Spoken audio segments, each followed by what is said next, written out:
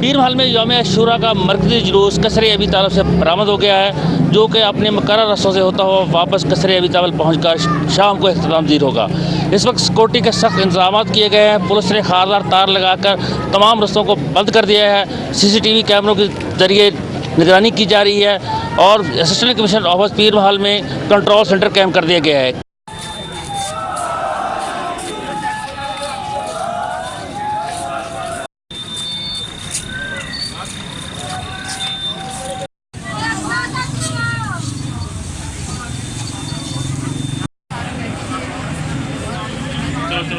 चलो भाई, चलो।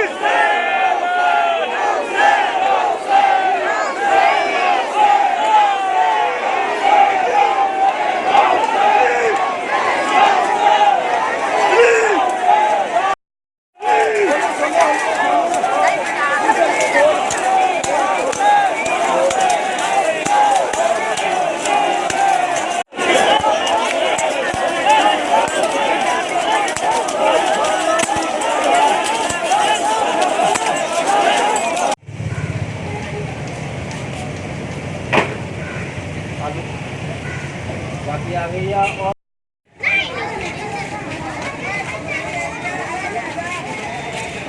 तमाम पुलिसमैन रजाकारों तक का शुक्रिया अदा करती है अंजुमन हुसैनिया, जिन्होंने हमारे जुलूसों की हिफाजत की।